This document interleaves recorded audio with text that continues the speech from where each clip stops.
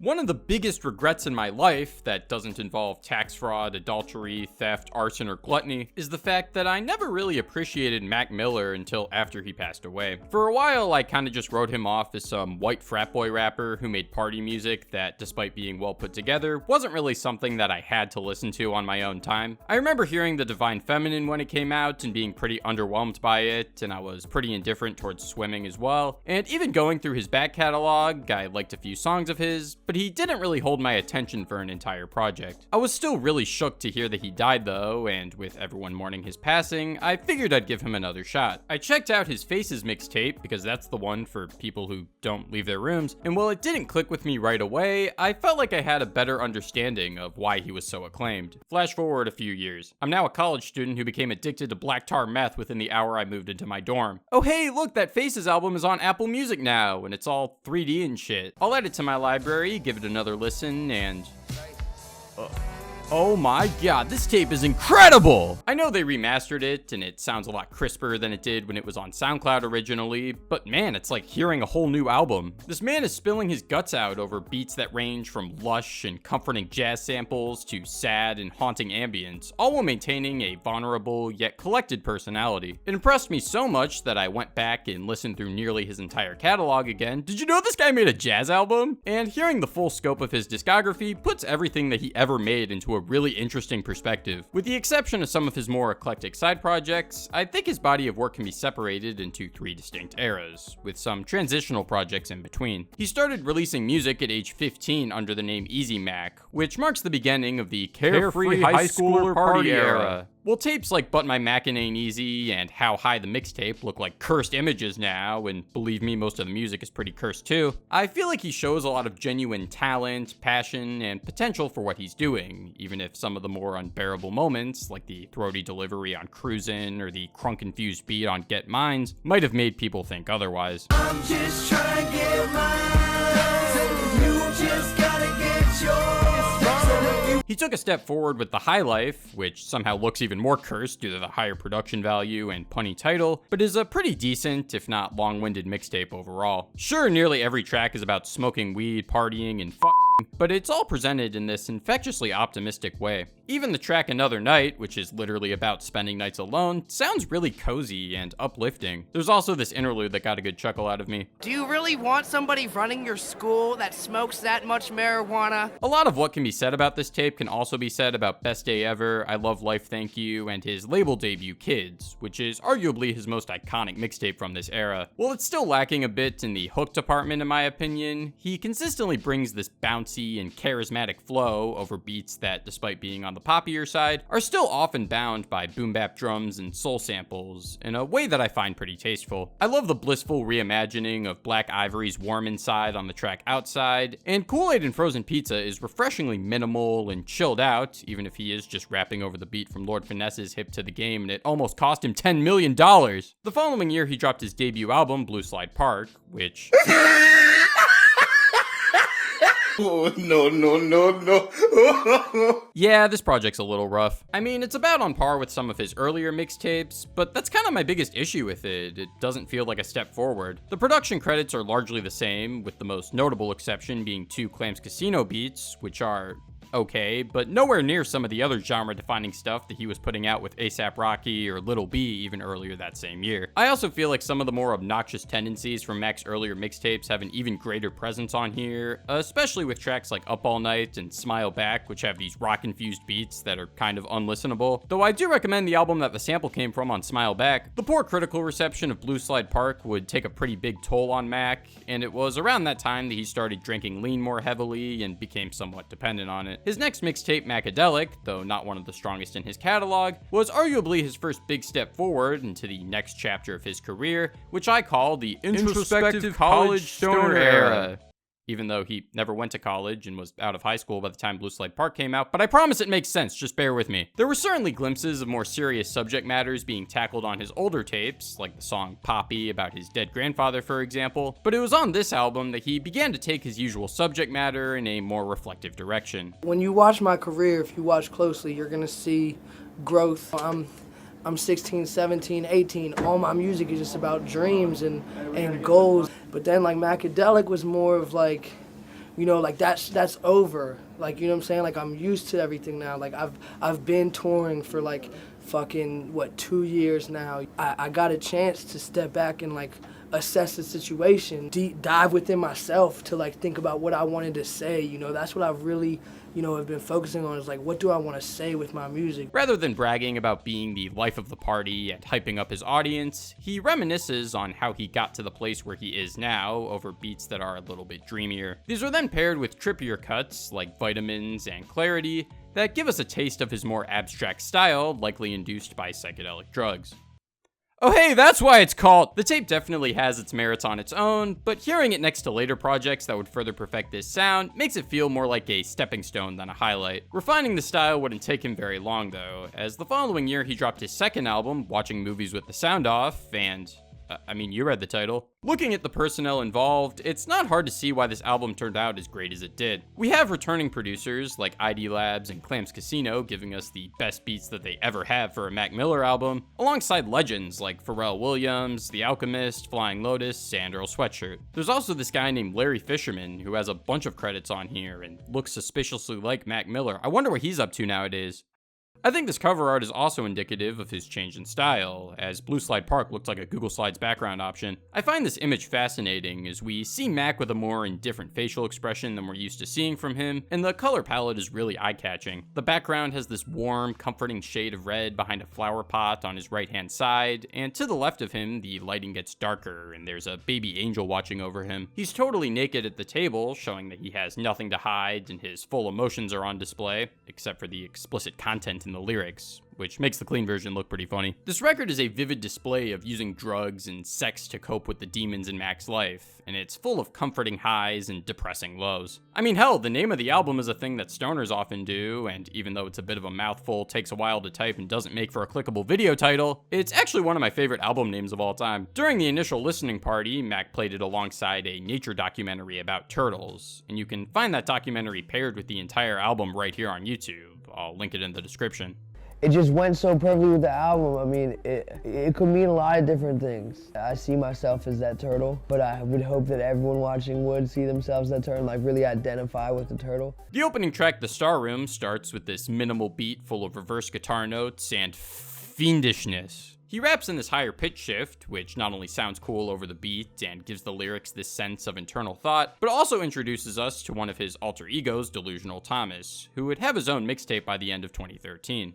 Good God, that is terrifying. The beat transitions perfectly into this worn down, bittersweet guitar lead and dusty boom bap drums that complement Mac's existential verses. He carries the same level of charisma and technique that we've come to expect from him, but now bars about watching horror movies with foreign groupies or wanting John Lennon's Rolls Royce don't really feel like braggadocio so much as they are him trying to understand himself in context of how his life has changed. It's a fascinating meditation on how gaining a ton of attention, money, and criticism in a short span of time can get to one's head and give them some sort of spiritual complex. While I usually roll my eyes at songs with topics like this, I think it was executed really well in this particular instance, as the lyrics come off as really down to earth despite the album's more abstract tendencies. I also want to give props to Earl Sweatshirt for producing this beat back in 2013, as it sounds closer to something he would have made years later once he further matured into his own style. After laying out the album's themes of introspection and addiction, we get the track Avian, which is about how awesome drugs are. The beat on here is one of the prettiest that Mac has ever rapped over, with these beautifully arranged piano and string sections that slowly build up as we get to the chorus. While the lyrics might seem like a bunch of nonsense, I think they do an amazing job of communicating what it's like to be high and have a bunch of fleeting thoughts that are only loosely connected to each other. I love the title of the track as well, as it relates to the various nature motifs and gets you higher than a bird. I'm Not Real feels like the Bad Trip counterpart to Avian, as it has a similar instrumental palette but is a lot more depressing. Mac's vocals are down-pitched, not only to fit the beat better, but also to communicate the lack of control of his own emotions. There are moments of genuine reflection that are interspersed with surrealist imagery in order to paint this picture of how disconnected Mac feels from the people in his life. He even makes another reference to birds, calling back to the chorus of the previous track, only now they're dying instead of flying. Though he only handles the hook, I think Earl Sweatshirt's vocal contributions to the song are immaculate, which is fitting since he made the beat. His fed-up delivery combined with lyrics that are withdrawn yet optimistic sound perfect over Mac's backup vocals. Somebody Do Something and Bird Call are both more akin to classic Mac Miller, as he's spinning very out-of-pocket statements over these banger beats, yet the songs feel totally natural in context of the album. When I first heard the Flylo beat on SDS, I kinda thought it sounded like an Adult Swim bumper throwaway,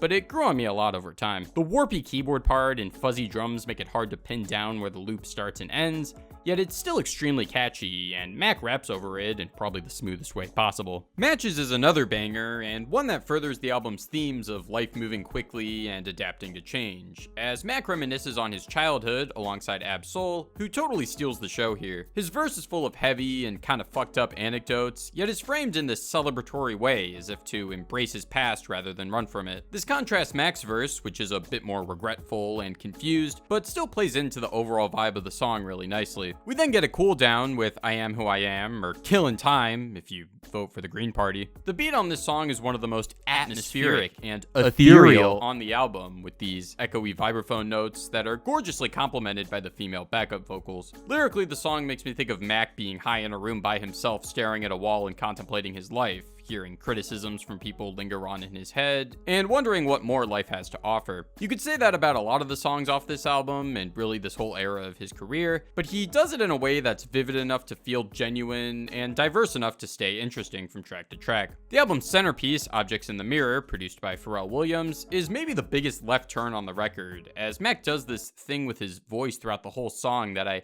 think is called singing. He's dabbled in this before, mainly with that vocal jazz EP under the name Larry Lovestein, but I think this is the first example in his catalog of it being executed really freaking well. The instrumental is beautiful, with this quiet keyboard section, airy strings, and whatever this is. While Mac doesn't have the most impressive or dynamic vocal range, I think his voice sounds great here, as there's just enough reverb on it to make it sound smoothed out and dreamy without being overwhelming. He uses a girl as a metaphor to confront his own issues with addiction, kinda like F You Lucy by Atmosphere, though it's surprisingly somber, sweet, and mature considering he was spitting bars about pussy smelling like sour cream and onion just a couple tracks earlier. It's also an interesting precursor to later albums where he explored this sound even further, but we'll get to those later. The next few tracks are solid exercises in tongue-in-cheek abstract hip-hop, with Red Dot Music having this really sick beat from The Alchemist and a funny hook from Action Bronson, and G's being one of the catchiest songs here, with a killer bass line and vocals that constantly go back and forth between Mac and his delusional Thomas persona. There's also this interlude where battle rapper Loaded Lux savagely rips into Mac, and while I don't usually find battle rap that entertaining in context of an album, I think this is a really creative way of him using a guest feature to help explore his own insecurities. You was easy, Mac, with the cheesy raps. Who the fuck is Mac Miller? The album's second single, Watching Movies, is actually my least favorite song here. Despite basically being the title track, I think it would have fit better on Blue Slide Park, as he's pretty much doing the same cocky shtick over a beat that leaves a lot to be desired for me. He samples a few seconds of a post-rock song and works it into a trap beat pretty effectively, but there's not a ton going on outside of that. I feel similarly about the Beatles sample on suplexes inside of complexes and duplexes, though the boom bap drums complement it really well, and I like the chemistry between Mac and Jay Electronica. He sobers up a bit and gets more personal on the last few songs, with Remember being about a friend of his who passed away over the most minimal beats on the entire album, and Someone Like You being another reflection on his career, though it's slower and sadder than all the previous ones. It's like, you know, sad, melancholy verses, and then at the end it says, came in for your money and left with all your hoes. Someone tweeted me, I actually thought you were like saying something real in a verse, and then this line came. I'm like, no, that's the fucking point. Like, you say all this shit, and then you just realize, money and bitches. My favorite song on the whole album is Aquarium, as I feel like it sums up every theme on the record in a really poetic way. He said that it was inspired by a metaphor referring to the lives of celebrities as an aquarium that people stare at rather than looking at the world outside of it, but I like to think it goes deeper than that. With how reflective this song and really the whole album is, the aquarium reads more to me like a metaphor referring to how people's lived experiences shape their understanding of the world, with everyone living in their own aquarium Aquarium that is sectioned off from the reality of others. Bars where he questions the importance of his own existence and things that are beyond human comprehension are really tightly knit into some of the best verses he's ever written for a song. This track also has the coolest use of sampling on the entire album, taking a few seconds of a Tune-Yard song and turning it into this glitchy yet gorgeously expansive soundscape. The record then ends with Euphoria, which if you couldn't guess from how the title is spelled, Euphoria is a song about a vagina. That is the mecca of life. I've realized it. Think about it. It's the most powerful thing in the world. This is another song where he sings the entire thing, and it sounds so sexy! Clams Casino comes through with this kind of surrealist R&B slow jam that's drenched in heavy bass and snares that sound like they're thrusting and breathing heavily. The lyrics are pretty simple, but effective in context of the song, and the vocal layering sounds fantastic. This is a perfect way to close out the album, as nearly every song prior is an internal monologue reflecting on his own life, making the numerous bars about sex come across as compulsive. Here, though, sex is framed in a very romantic light, as if he's leaving his own head and letting himself take comfort in the love of another person, but it could also be interpreted as the cycle of one of his many addictions just starting over again. I know there's a few bonus tracks on the deluxe version, but I don't really count bonus tracks when I evaluate albums, and I don't think they're as interesting as most of what the main album has to offer. Though OK is pretty much a Tyler the Creator song featuring Mac Miller, and has one of my favorite beats that he made during that era of his career. While I don't think this album's perfect, it's such a unique and charismatic approach to drugged out cloud rap that I really can't get enough of, and has the most solid and consistent track list of any Mac Miller project in my opinion. This is the one that made all the hoity-toity, high and mighty Wall Street yuppies turn around and say, you know what, maybe this guy's not that bad. Little did they know that just a year later he'd drop one of the most acclaimed mixtapes of all time, and while I do prefer watching movies just a little bit, I totally understand why Faces gets more love. It's a nearly 90-minute behemoth of a record, which is pretty uncommon for the genre, especially in 2014, and it somehow completely lives up to its runtime. A lot of my favorite songs that he's ever made are on here, like Happy Birthday, which captures the feeling of being at a party but not really being close to most of the people there, and Friends, which makes me feel like I'm having a late-night drunken conversation with him over FaceTime for 6 minutes. While both Macadelic and Watching Movies are vulnerable records where Mac is worrying for his future, Faces feels more like a full-blown cry for help, to the point where the lyrics are genuinely surreal and heartbreaking to go back to knowing what happened. His next studio album, Good AM, was his first to be released on a major label, and it pulls much heavier from the trap sounds that were trendy around 2015. In fact, unlike his last two big projects, he didn't produce any of the beats on here himself, and the lyrics are less cryptic this time around, yet it's still unmistakably a Mac Miller album. A lot of the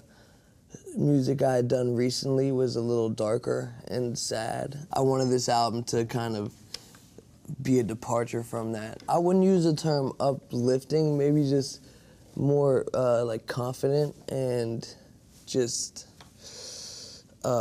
positive. In some ways, Good AM feels like a slightly more mature take on his early work, overlooking bars about waking up with a taste of pussy still in his mouth. His flow's gotten a bit more smoothed out and technical, but it's really the amount of detail and polish in the beats that make this album stand out. You can tell it's higher budgeted, but it never comes off as overproduced, as most of the songs are still sample-based and are worked in pretty effectively. He changed up his style significantly with 2016's The Divine Feminine, which is the suavest and sexiest album in his repertoire. Though he's still rapping over trap beats on cuts like Stay, Planet Goddamn, and Cinderella, he does a lot more singing on here, with instrumentals that are soulful and funky. It felt like the next logical step forward for his career, given his clear talents as a musician and ambition as an artist, though there was still a lot of room for improvement. This album falls into the same realm as Macadelic for me, where it's more interesting to look at in context of his career than it is to listen to on its own, though I really love the fiery psychedelic soul instrumental on We and the nocturnal dance beat on Dang, even though it kind of sounds like Google commercial music.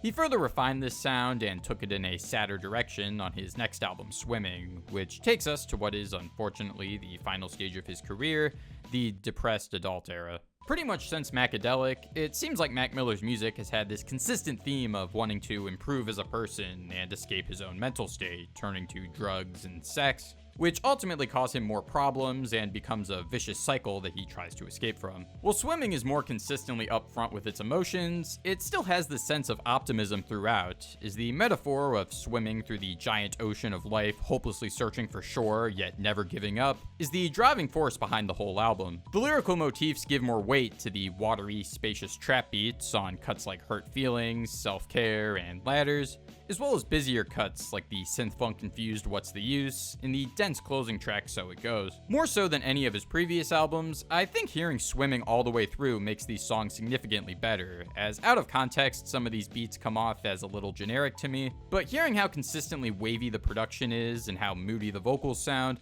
puts me into his headspace in a way that stands out a lot more from other albums in this genre. A mere month after this album's release, Mac would tragically pass away from a drug overdose. The dealer got sentenced recently, and the final hours of Mac's life have been pretty well documented at this point, and while I'm not going to get super into that here, I do think it's worth noting that he got laced drugs and that it was not a suicide. In fact, according to this Rolling Stone article, he was in a better mental and physical state than he'd been in years at the time of his passing. A couple years later, legendary producer John Bryan, who'd worked with Mac on Swimming, took the lead role in finishing his final album Circles, a companion piece to his last record. He has a producer credit on every single track, at least on the base album, and had a level of attachment to Mac that I think made him perfect for the job. I already had plans about the future involving him. I had a pile of instruments put aside to give him. I was more excited about him than I've been in quite some time. This album is stylistically similar to Swimming, but puts more emphasis on live instrumentation and soulful balladry than it does fusing hip-hop. It's also a lot more depressing. Mac's vocals consistently sound like he's barely awake and doesn't feel like himself anymore, crooning in this mumbly yet still tuneful way that brings the tracks to life. The lyrics are pretty surreal, especially with songs like Good News, That's on Me, and the cover of Arthur Lee's Everybody's Gotta Live, which focus on themes of death and feeling withdrawn. It's fitting to the album title, as on Swimming he was searching for an escape from his mental state without giving up hope, even though it seemed impossible, before realizing that he was just going in circles and decided to accept his fate. This is the most clearly realized vision of an album in his catalog, and one that will continue to be a devastating listen for decades to come. So now having the hindsight of looking over his whole career, it's clear that Mac put 100% of himself into everything that he ever made. Even early singles like Knock Knock and Frick Park Market, which seem kind of vapid on the surface, now come across to me as intimate forms of self-expression. Each era of his career is like a stage in life that many people go through, feeling carefree as a kid and then slowly realizing how much life sucks as an adult. That doesn't mean that I love everything in his catalog, but it is something that I think about every time I hear a song from him. Despite having plenty of tracks about the struggles of being famous, something that I usually find kind of alienating, I think his music embodies the human experience more so than most other musicians from this time. People are obviously going to have their preferences as to what albums resonate with them the most, but to me, watching movies with the sound off is the ultimate embodiment of his career, showing the good times, bad times, and everything in between, spanning multiple styles of music. Even when talking about things that aren't relatable to most people, he comes across as a really genuine guy, which is a quality that goes a long way for me. I'd love to hear what some of your favorite Mac Miller albums are, and as always, if you enjoyed the video, you know the drill. 19 now, 20 this year, trying to make it, gotta make it.